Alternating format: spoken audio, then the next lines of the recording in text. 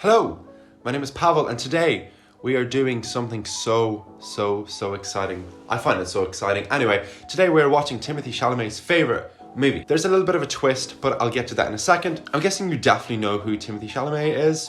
If you don't, then maybe have a look at these pictures.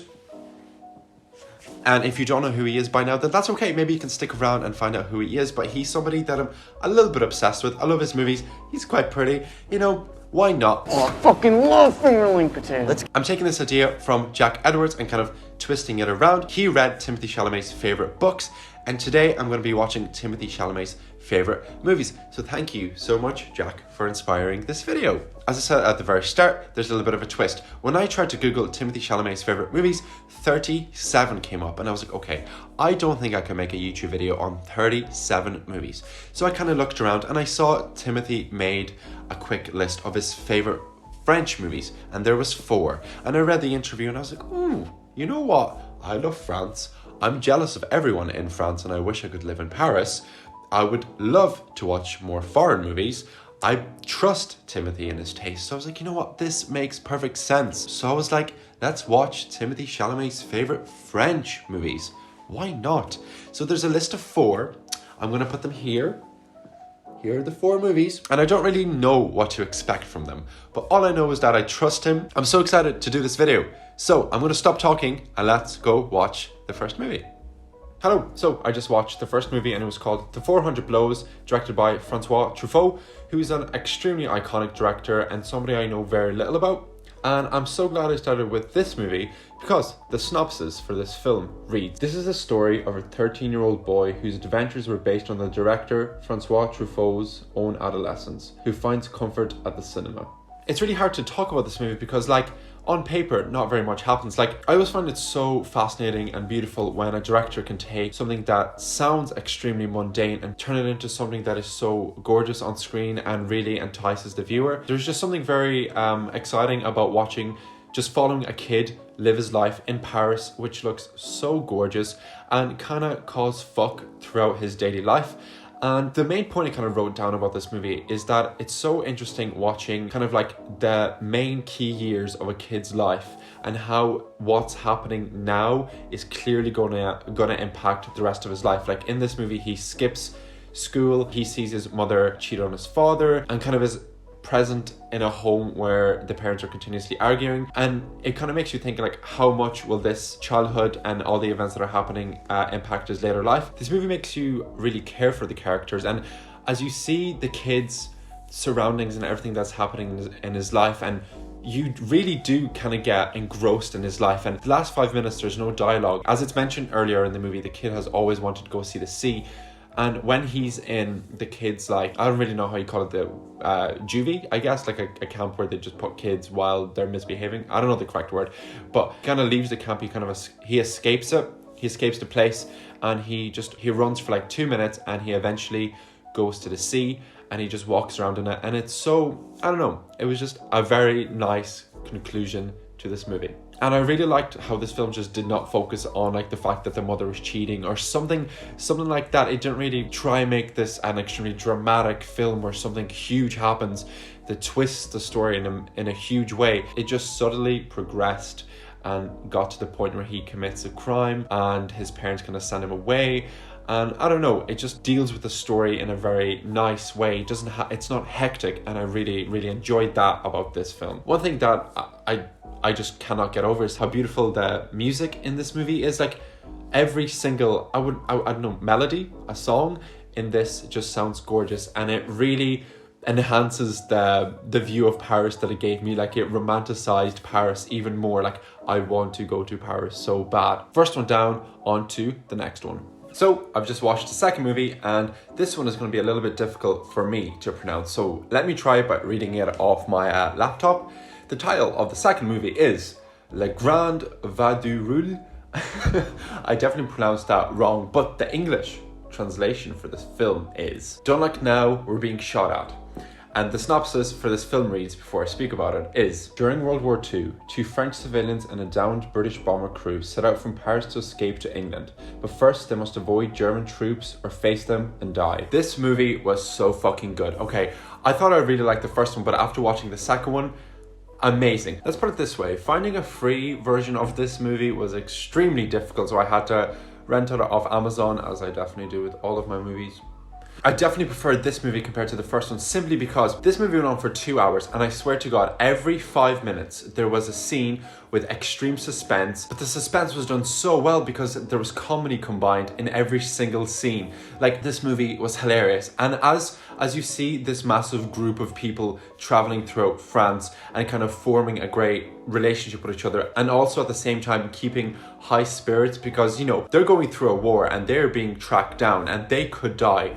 But still, they have such high spirits throughout this entire movie, except for one scene where one of the characters breaks down and you feel like you're breaking down with him because he just is like, I want my old job back, and he just starts crying and you're like, fuck. Throughout this entire movie, they're so funny. They make mockery of everything they do. Like, this entire movie is just taking the piss out of German soldiers for the entire 2 hours. Like, this is what this movie is, and I fucking loved it. Initially, when it started off, I was like, wow, okay, this is using like really crazy colors. I did not know where this was going, but as this movie progressed, you do not know what's coming. I fucking love this movie, and I would definitely rewatch it. I appreciate you, Timothy. Thank you for putting this on the list, because I don't think I would have ever found this movie, and I'm so glad I did. As I said in the last movie's review, the music, once again, it's incredible. There must be something about French movies where they just have to have amazing music in it. I don't know what it is. The characters were great, the music was great, the setting was great. There were so many different types of settings. Like,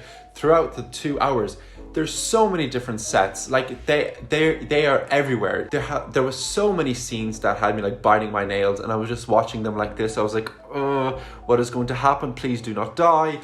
There was literally one scene. I never do this during a movie, but I genuinely gasped. I was like, that does not happen. Anyway, on to the next movie. Hello, so I just finished watching the third movie, and I feel as I keep going through this list, I'm continuously liking the new movie more and more.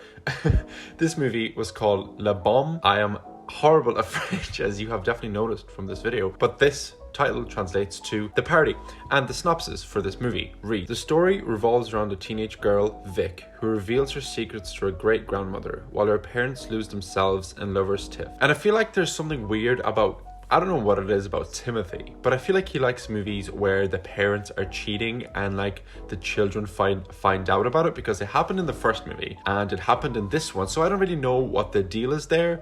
But you know, I mean, if that's your taste, if that's your like niche taste, then sure, go for it. I mean, if that's what works. As this movie is called The Party, there's a scene in this, as you might not believe it, in a party. And I feel like the dance scene in this directly reminds me of the dance scene in Call Me By Your Name that Timothy's in. I don't really know why, but I feel like just like the colors and the kind of vibes it gives off is then this entire movie just kind of feels like an entire film made out of that one scene in Call Me By Your Name, if that makes sense. Speaking of parties, why do parties in Paris seem really enjoyable for teenagers, whereas when I went to a party when I was a teenager, I was just covered in sweat and full of dread and regret whenever I left? I don't really understand, but I would have preferred to have went to a party like this compared to what I went to in like a shabby old hotel that was not very fun. As I always say in all of these movies, there seems to be a continuous theme that the music in these movies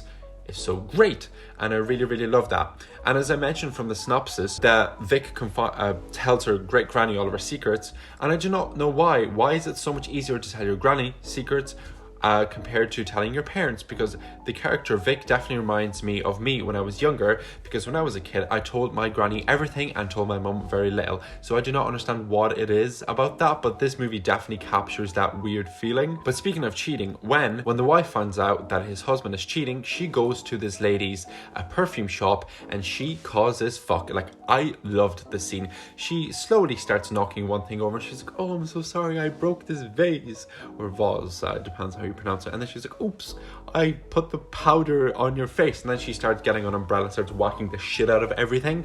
And then her mum comes in and she's like, hey, oh, nice job, bam, bam, bam, starts breaking everything.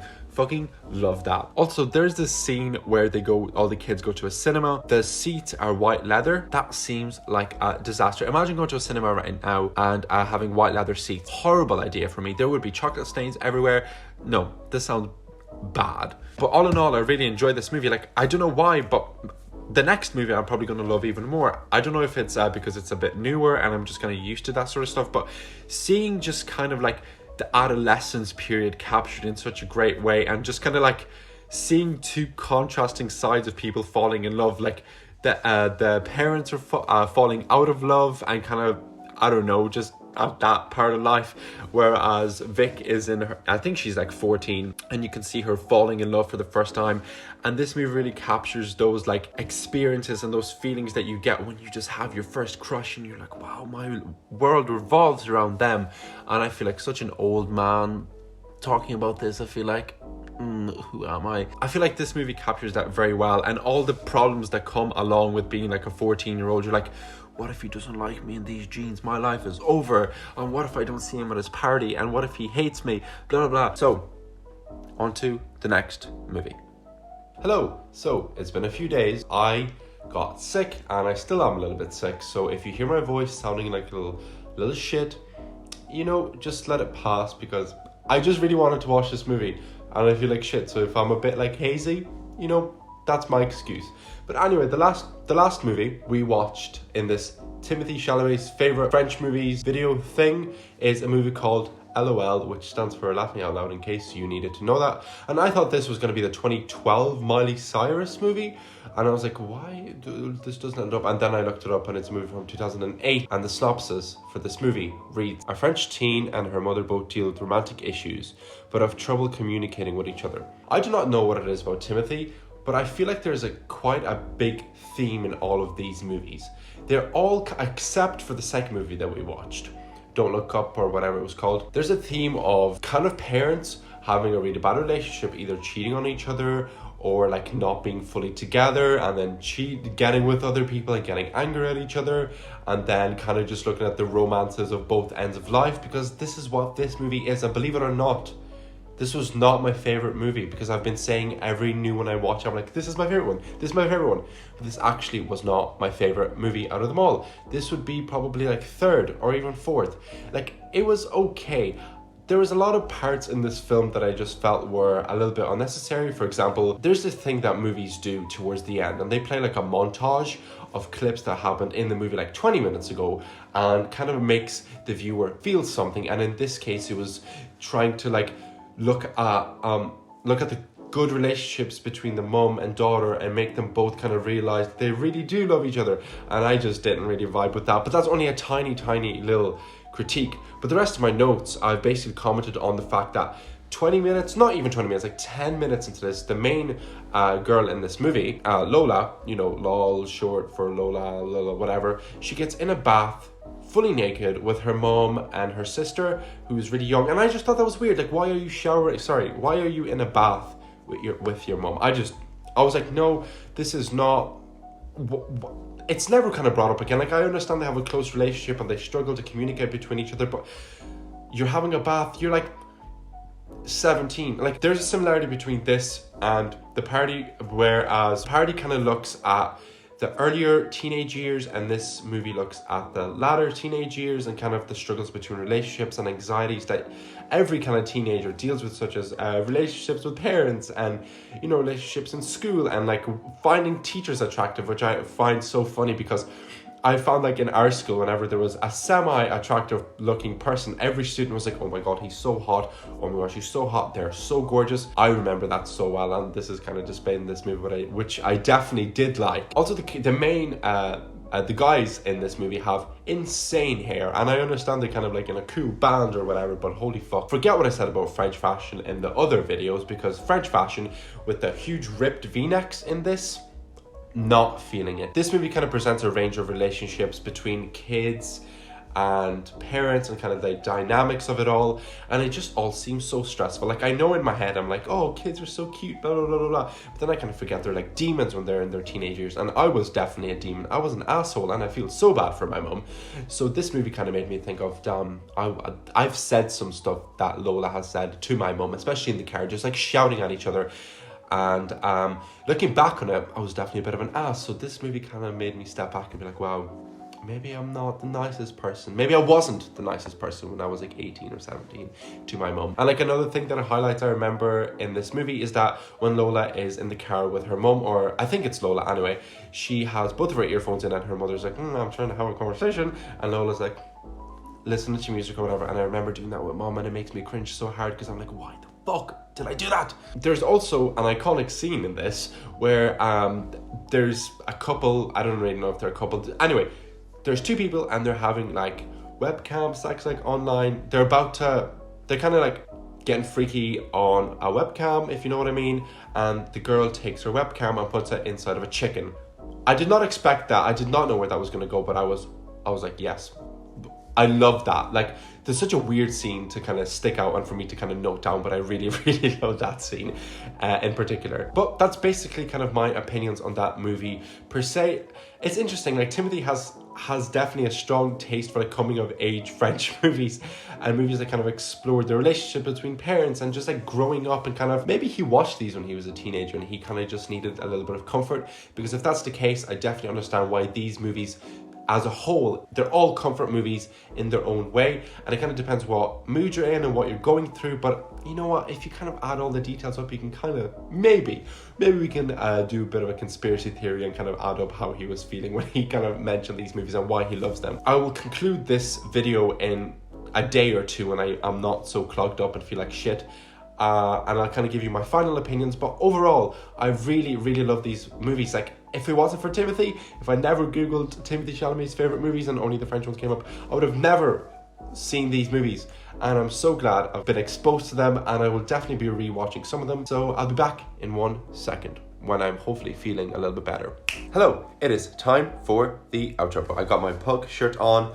Still feeling a little bit sick, but that does not matter because I'm so glad I got to watch 4 French movies that I thought were incredible. This video exposed me to so many French films that I never would have seen if it wasn't for Timothee. So thank you, Timothee, even though you're never ever going to watch this. But if you are watching this, thank you, subscribe and maybe give me a shout out. Here is my list of movies, my hierarchy. Here's my ranking list for the movies. I'm not gonna try to remember the names, I'll just put what I thought. Have you seen any of these movies? If you have, what did you think of them? And is there anything else I should watch along those lines? Because at the end of every single video, I always ask, what movie should I watch next? Let me know on my Instagram at Pavel Spam or in the comments.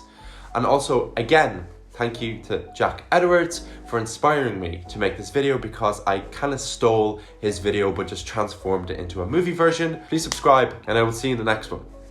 Bye bye.